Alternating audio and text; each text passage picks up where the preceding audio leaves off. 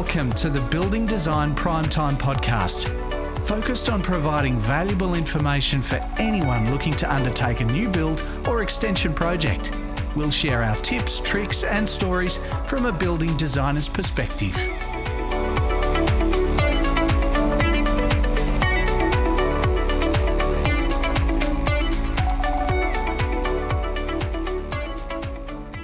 And welcome to the Building Design Primetime Podcast. I'm your host, Amelia, and once again, we're joined by Frank Geskis. Hey, Amelia. How are you? Good. Happy Friday. Again. How are you? I forgot to ask. How are you feeling? Oh, look, the COVID's run away, so I'm all good now. Oh, man. It's still around, isn't it? It's still around. It's still not very fun. I don't recommend it. No. Yet some people just, it doesn't affect them. I know. Not me. I was off for a whole week. Oh, and it was longer than that, wasn't it? No, it was a week. Yeah. 8 days. So I was off Tuesday and then I came back the following Wednesday. Yeah. So it knocks you around a bit, doesn't it? It certainly does. But I'm back in good spirits and good health. I have a glass of wine in front of me. Don't tell anyone. Well, that's just medicinal. That's exactly right. That will keep all of the bad flus and COVID away. And we're going to talk about affordability. Oh, what a tough subject you've chosen there, because this is actually makes me a little bit, sad isn't the right word, but it's a bit shattering at the moment. It's really hard for people to build what they want to build compared to literally 3 years ago. It's astronomical how the prices have gone up on everything. Yeah, it's suddenly, first home buyers, they're looking at loans that are really probably double what they would have been 5 years ago. 3 years ago. Yeah, it's incredibly because I've got hard. That example with my son and his wife, and what they were able to do it for during COVID type stuff to what is now, even the block of land they've bought, it's there's a new release, a new stage, and it's like 80% more than what they paid for. Yeah, it's crazy. And I must clarify, because we're in Launceston, Tasmania, the prices have gone really through the roof for the land. And I think Hobart is even worse. Yeah. I think they've had a greater increase because that's just purely on demand. They overtook Brisbane in the cost of, as in the medium house price. Wow. Yeah. Hobart's been so popular. Don't know why. Nah, I'm only joking. To me mates in Hobart, I'm only joking. You know I love you. I'm down there every week. I've got to love Hobart. Yeah, it's been a really tough one, and also with some customers to go through the journey of their projects. We've had some projects fall over because the build costs, they can't do it anymore. Then the finance isn't catching up. The valuations aren't catching up, and they're too slow, not keeping up with the cost increases. And it's tough. Like, we used to have lots of challenges years and years ago where some of the valuers couldn't understand the cost increase of building on a steep site to a flat site, because you're looking, you get 20% increase on a build when you're got a bit of a slope on your site. But now it's just like all the pricing's just gone berserk. But to be fair, also the hourly rate of everyone who works on your house or your project has gone up. Well, it has to. Because the cost of living. Exactly. It's like this vicious circle. Yeah. I'm no economic expert or anything, but you can just see it. We know for ourselves the base cost of everything, from power to rent to fuel to just our computer costs went through the roof. Just buying computers, and then the people that supply us our software went through the roof. Like, they decided, because of what happened in the Ukraine, the price of diesel and COVID, I'm increasing the price of my software. Wow. Subscription based, and I'm going, and it's a big hit for us. Yeah. And I know all the other design and architects have faced exactly the same stuff. So then the hourly rates of everyone goes up, and I've seen builders having to put their rates up purely because they've got to pay their staff more because they've got to keep them because there's so much work on. Yeah. So it's this vicious circle. And then they're trying to fit it inside the price of their contracts. But if I look at affordability for the average person, it's a lot tougher now. It's so much tougher to be able to, first, buy the block of land, second, to actually afford to build the house, especially if you bought the land, say, a couple of years ago. Oh, yeah, I can do that. I can build a house because it's going to be approximately this per square metre. Fast forward 2 years, that square metres rate has potentially jumped up by 30%, if not 40%. Wow, that's a lot. Yeah, because the supplies, and what I found really intriguing, and I'm going to hang myself out here, during COVID there were some big price increases due to supply issues. Now the supply issues are starting to back off. I don't know if all those prices have come down at all. Yeah, I'd have to agree with you there. Because freight's equalised now. So, yeah, I don't know enough about it, but I feel for people. But now you bang for your buck, you've got to work a lot harder to get your deposit, work a lot harder to be able to get into the market now. Even, well, you've seen the prices of buying a house, second-hand house, it could be 20, 30, 40, 50 years old, whatever. Your old red brick, timber window frame, tile roof, classic stuff, and wow, that's expensive. I know. Crazy, insane for your basic house, a house that I bought about 7 years ago. Yeah. It's more than doubled its value. And there is nothing special about the house. It is a basic 1950s brick home. But that's what it is, though. And then you look at building houses, because there's always that ratio of buying, building, renovating. You've got these ratios to see, it's cheaper to build than to buy. Well, now, has it, and I haven't done my research, is it cheaper to buy than build? Is it cheaper to renovate your existing house than buy a new house or build a new house? Haven't done my numbers, but that's what you've got to consider.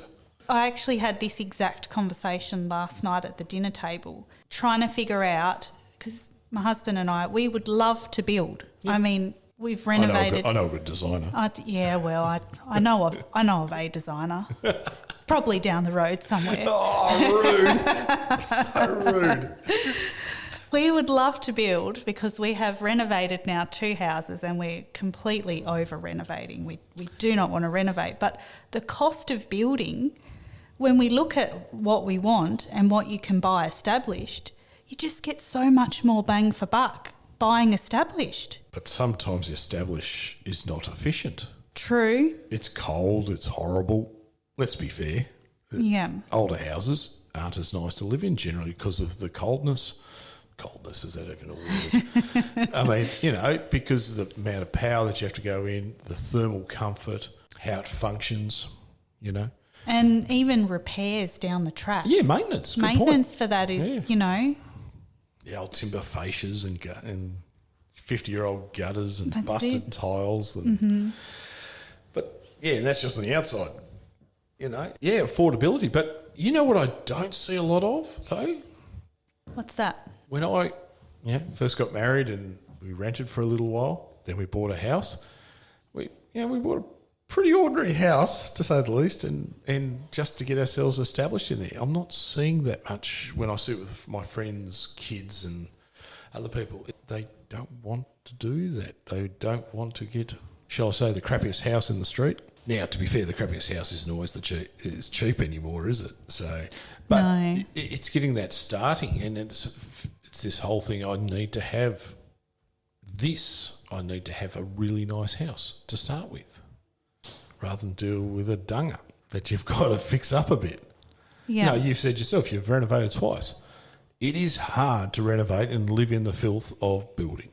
Oh, it is brutal. And, if you're doing it like I was, it's years of, saving up a bit and a bit more and a bit more, and you just do bits at a time. And as you can afford it. Exactly. Yeah. And if you've got kids to boot to go with that, that's even harder.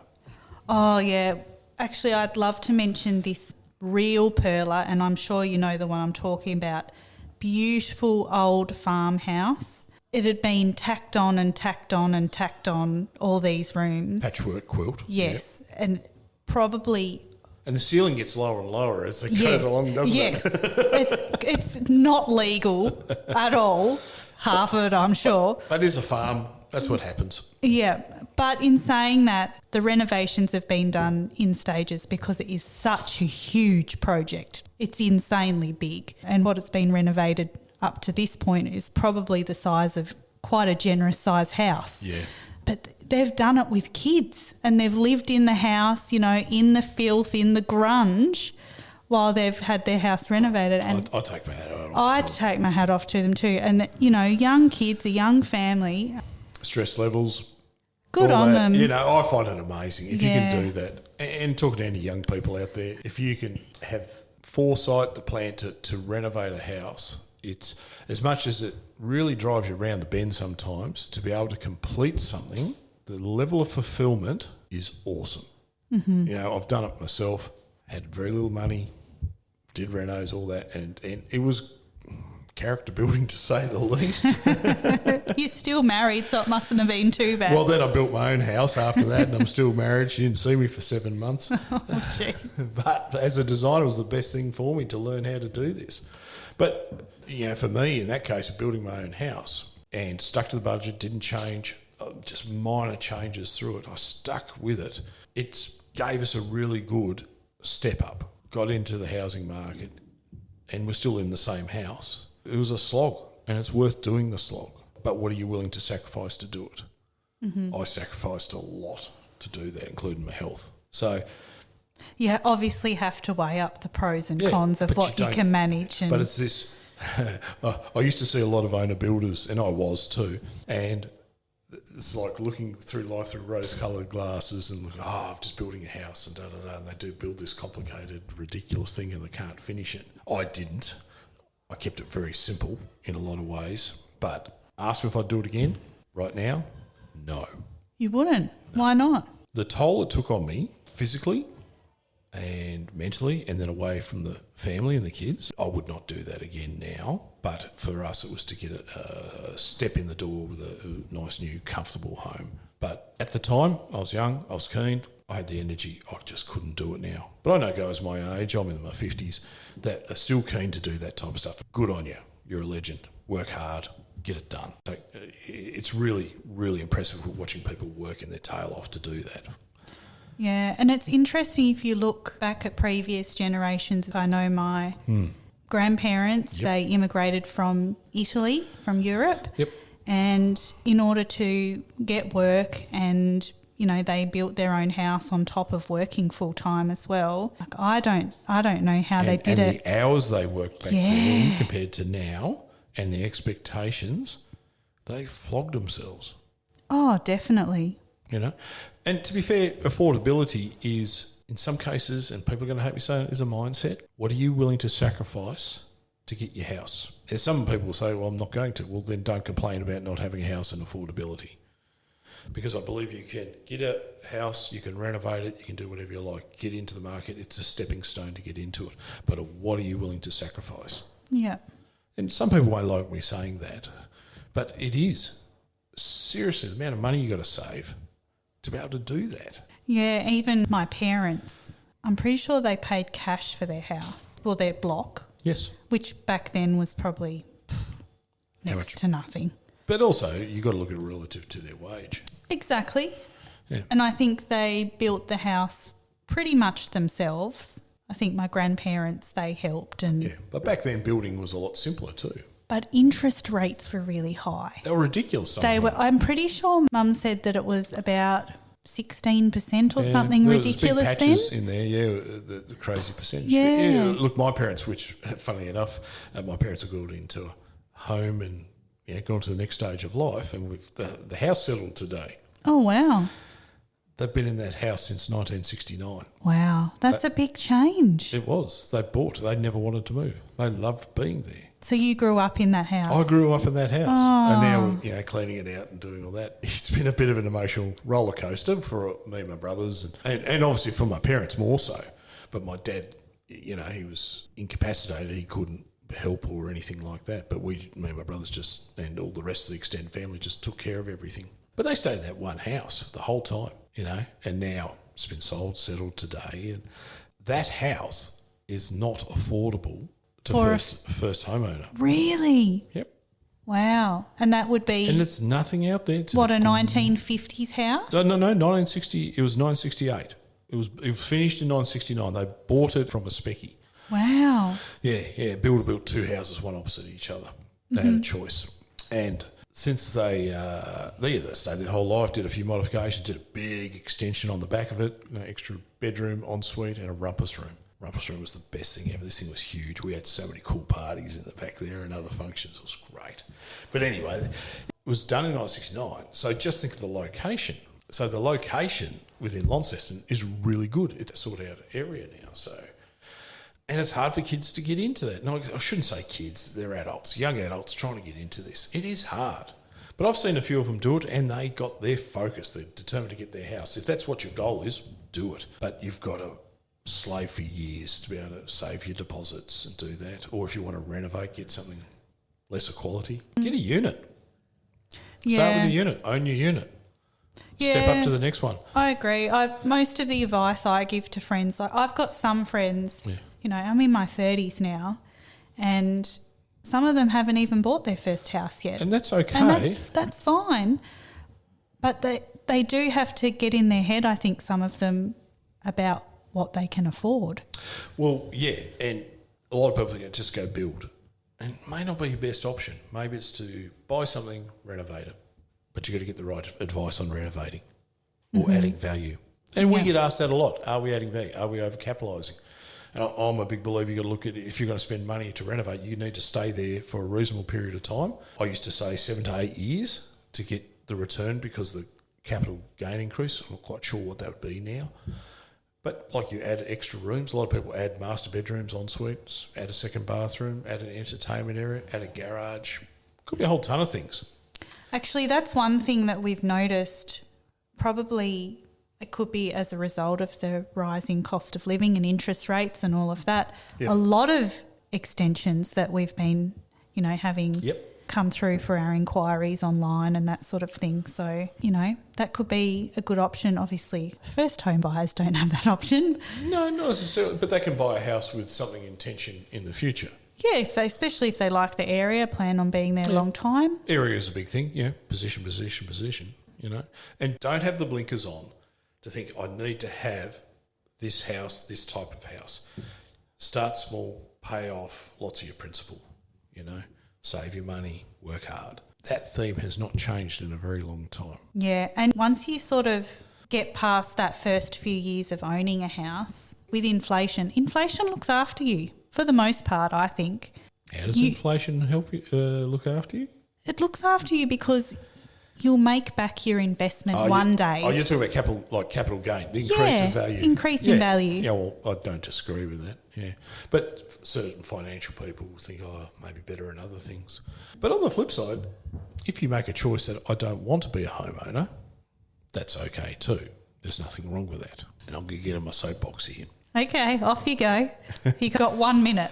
What I'm really sad to see is that, and I've been reading a lot of articles and a little bit experienced this myself, is where mum and dad investors and pure hardcore investors, where they invest in rental properties, are getting sick of the market. They're getting sick of they've got to put their prices up to cover their mortgage. Right?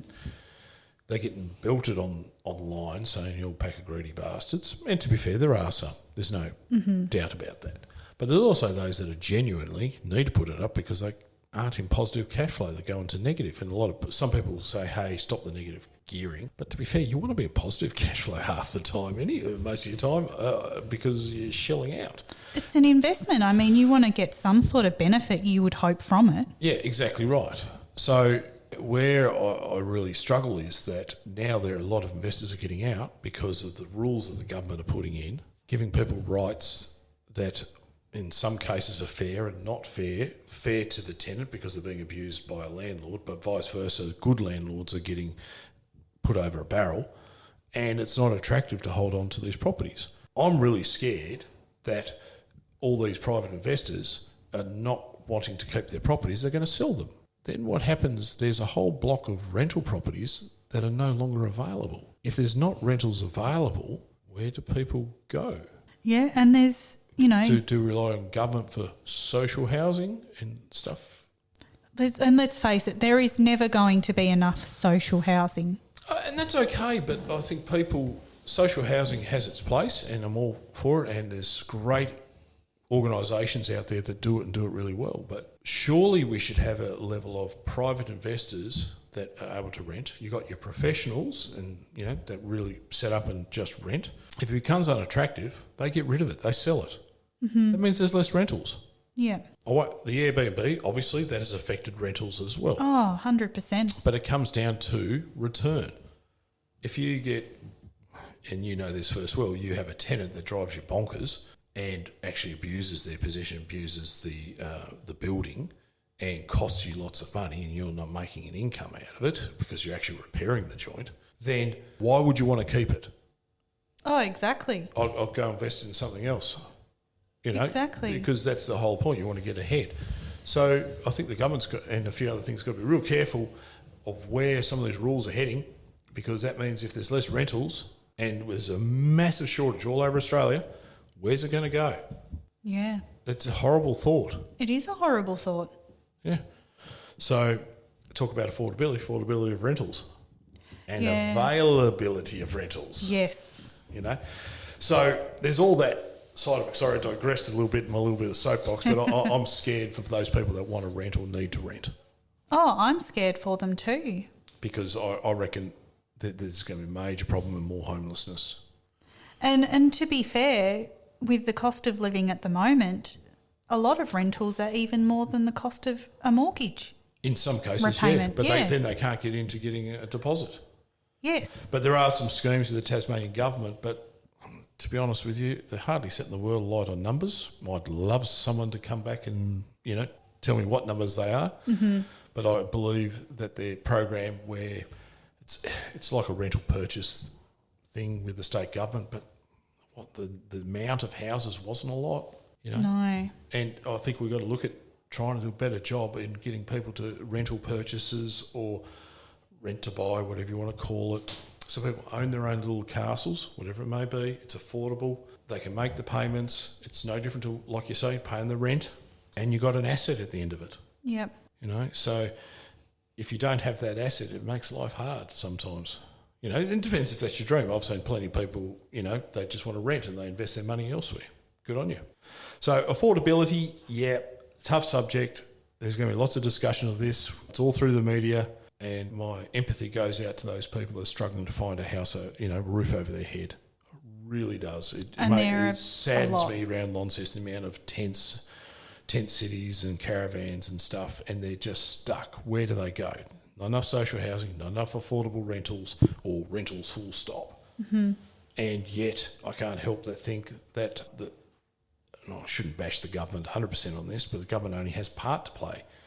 But when they make rules that it makes it hard or unattractive to private people to have rentals, why bother? And I have seen a lot of people that are now homeless or have struggled to find rentals because the owner has sold the property. I'm over it. Yeah. Yep. Or the other thing I've heard a lot of is family have now moved into that house. They bought it and they moved their own family. Yeah. I've got no answers on this. Oh, look, and this is just purely our opinion. Yeah, it's purely our opinion. I'd love to have a chat with someone about it and maybe correct me or correct us. Yeah, give us some stats. We'd love to hear them. Because we've got to do a better job looking after our neighbours, You shouldn't have to live in a tent. Certainly not. All right, we might wrap it up there. Thanks for listening to the Building Design Primetime Podcast. Catch you later.